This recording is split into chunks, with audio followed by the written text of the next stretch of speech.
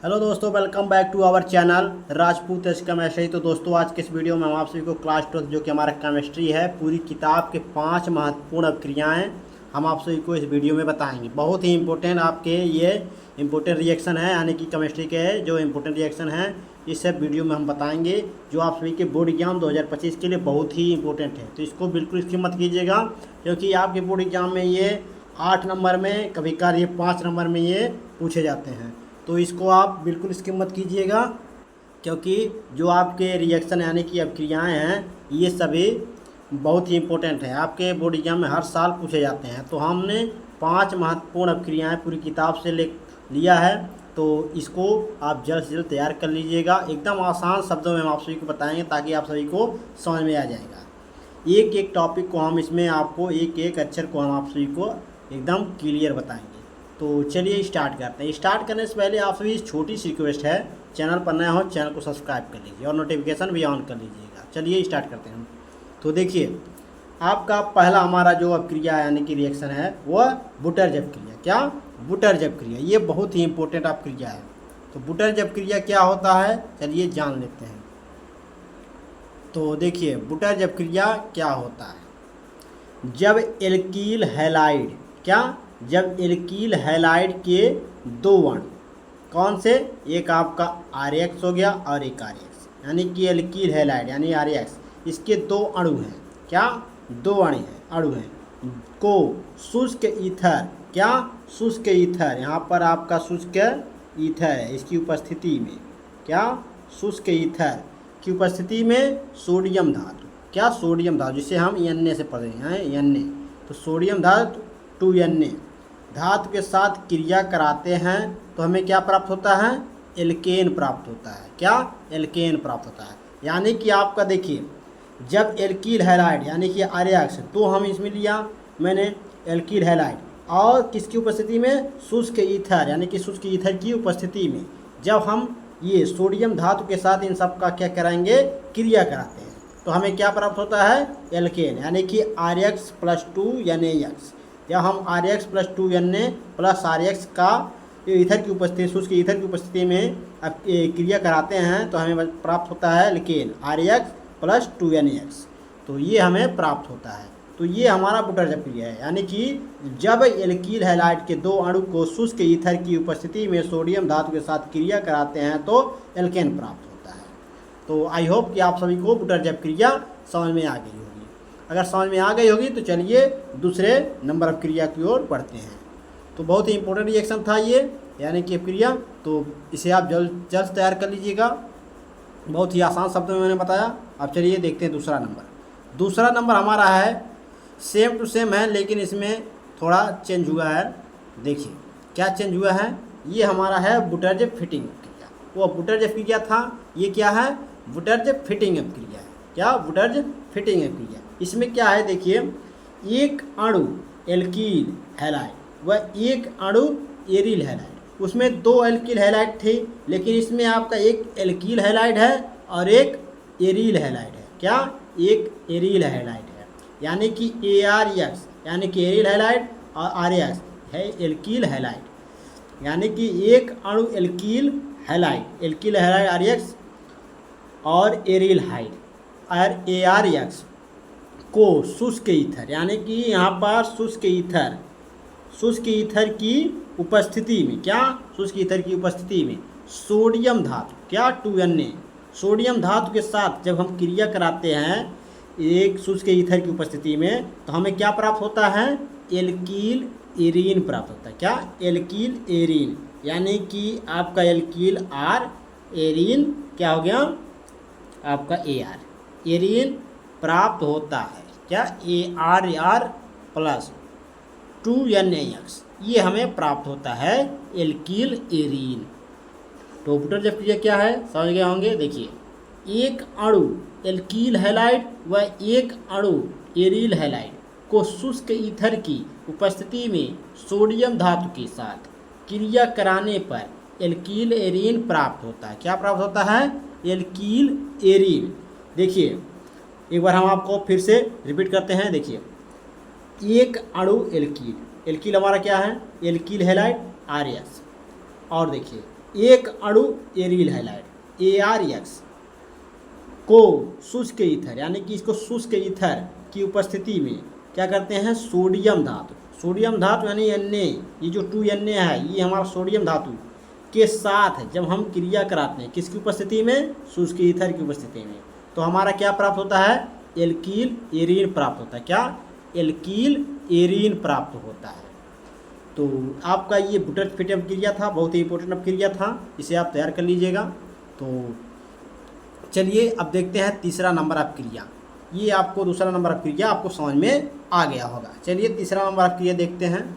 तीसरा नंबर जो अपक्रिया है हमारा वो है हमारा श्मिट अपक्रिया। क्या, श्मिट अपक्रिया।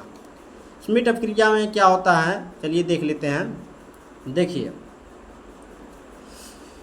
जब एसिटिक अम्ल CH3COO एसिटिक अम्ल की क्रिया हाइड्रोजोइक यानी N3H अम्ल से कराते हैं तो मेथिल एमीन बनती है। क्या बनती है, मेथिल एमीन बनती है, यानी CH3NH2 बनेगा। और यहाँ पर N जो है हमारा 2 यहाँ पर आ जाएगा और O इसमें से हमारा 2 यहाँ पर हो जाएगा। तो हो जाएगा हमारा CH3NH2 plus CO2 plus N2, ये हमारा मेथिल एमीन बनेगा। क्या बनेगा, मेथिल एमीन बनेगा। ये हमारा श्मिट अपक्रिया है। क्या, श्मिट अपक्रिया। देखिए, जब एसिटिक अम्ल है, एसिटिक अम्ल हमारा CH3COO, ये हमारा क्या है, एसिटिक अम्ल है।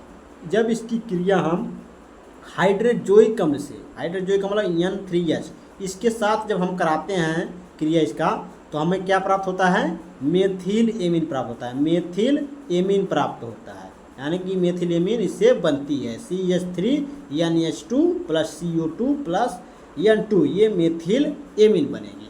तो बहुत ही इंपॉर्टेंट अपक्रिया है, तो इसे आप जल्द से जल्द तैयार कर लीजिएगा, क्योंकि आपके बोर्ड एग्जाम की दृष्टि से ये सभी आपके जो 5 महत्वपूर्ण अपक्रियाएँ हैं, इन सबको आप बिल्कुल इसको मत कीजिए, तैयार कर लीजिएगा। देखिए एक बार और हम रिपीट कर दे रहे हैं श्मिट अपक्रिया को। देखिए, जब एसिटिक अम्ल की क्रिया हाइड्रोजोइक अम्ल से कराते हैं तो मेथिल एमीन बनती है। इस अपक्रिया को श्मिट अपक्रिया कहते हैं। क्या कहते हैं, श्मिट अपक्रिया। तो आई होप कि आपको तीसरा नंबर रिएक्शन जो है अपक्रिया है समझ में आ गया होगा। चलिए चौथे नंबर अपक्रिया को और देखते हैं। चौथा नंबर हमारा अपक्रिया है कैनिजारो अपक्रिया। क्या, कैनिजारो अपक्रिया। ये आपके बोर्ड एग्जाम की दृष्टि से बहुत ही इंपॉर्टेंट, सबसे ज़्यादा इंपॉर्टेंट आपका ये कैनिजारो अपक्रिया है। देखिए, कैनिजारो अपक्रिया आपके बोर्ड एग्जाम में हर साल पूछा जाता है। देखिए, इसमें क्या होता है, जब एल्डिहाइड की क्रिया हम क्षार से कराते हैं। क्या, क्षार से। मान लीजिए यहाँ पर एल्डिहाइड आपका 2HCHO है और ये आपका NaOH आपका क्या है, क्षार है। क्या, क्षार है। तो इसका जब हम अपक्रिया कराते हैं, इसका क्रिया जब कराते हैं क्षार से, इससे कराते हैं क्रिया, तो हमें क्या प्राप्त होता है, एल्कोहल व सोडियम पोटेशियम लवण बनता है। ये बनता है CH3OH प्लस HCOO Na, ये बनता है आपका एल्कोहल व सोडियम पोटेशियम लवण। तो कैनिजारो अपक्रिया क्या है, देखिए, जब एल्डिहाइड की क्रिया क्षार से कराते हैं तो एल्कोहल व सोडियम पोटेशियम लवण बनता है। इस अपक्रिया को कैनिजारो अपक्रिया कहते हैं।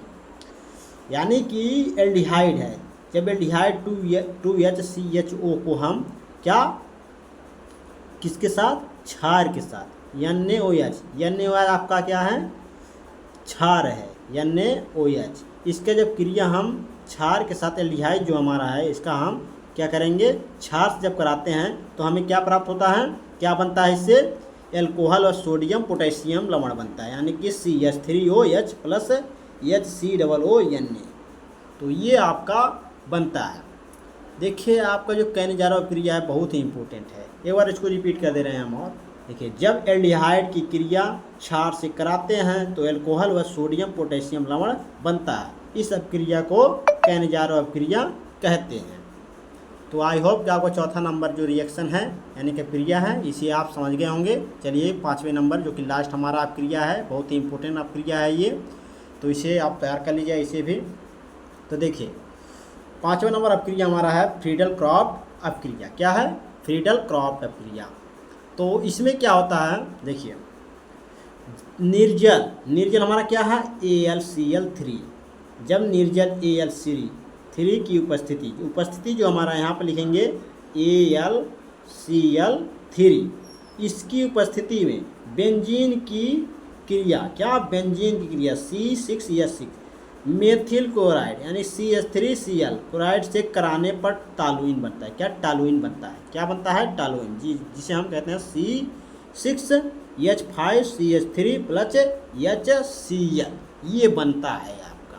तो फ्रीडल क्रॉफ्ट अपक्रिया क्या है? देखिए निर्जल AlCl3 की उपस्थिति में बेंजीन की क्रिया मेथिल क्लोराइड से कराने पर टॉलुइन बनता है। इस अपक्रिया को फ्रीडल क्रॉफ्ट अपक्रिया कहते हैं। यानी कि आपका जो निर्जल है, ये देखिए जो बेंजीन है C6H6 बेंजीन और ये आपका मेथिल क्लोराइड CH3Cl, इसका जब क्रिया हम निर्जल यानी कि AlCl3 की उपस्थिति में इसका क्रिया कराते हैं तो हमारा क्या बनता है? बनता है हमारा टॉलुइन C6H5CH3 प्लस HCl, ये बनता है, जिसे हम कहते हैं फ्रीडल क्रॉफ्ट अपक्रिया है। जब ये अपक्रिया होती है तो इसी अपक्रिया को हम क्या कहते हैं? फ्रीडल क्रॉफ्ट अपक्रिया कहते हैं। तो आपको फ्रीडल क्रॉफ्ट अपक्रिया समझ में आ गई होगी। चलिए, आपको समझ में आ गया होगा। अगर इसका PDF चाहिए तो आप कमेंट बॉक्स जरूर बताइएगा। इसका PDF हम आपको टेलीग्राम चैनल पर दे देंगे। तो आप सभी को ये 5 जो अपक्रियाएँ हैं आप सभी को समझ में आ गया होगा। लाइक शेयर कमेंट जरूर कीजिएगा। चैनल पर नया हो चैनल को सब्सक्राइब कर लीजिएगा। अपने दोस्तों को भी इसको शेयर कर दीजिए ताकि वो भी इसकी तैयारी अच्छे से कर सकें और अपनी बोर्ड एग्जाम में अच्छे नंबर उठा सकें। तो आई होप समझ में आ गया होगा। ये जो 5 आपके महत्वपूर्ण अपक्रियाएँ हैं इन सबको जरूर तैयार कर लीजिएगा, छोड़िएगा मत। अगले वीडियो में हम नेक्स्ट टॉपिक के साथ मिलेंगे। धन्यवाद।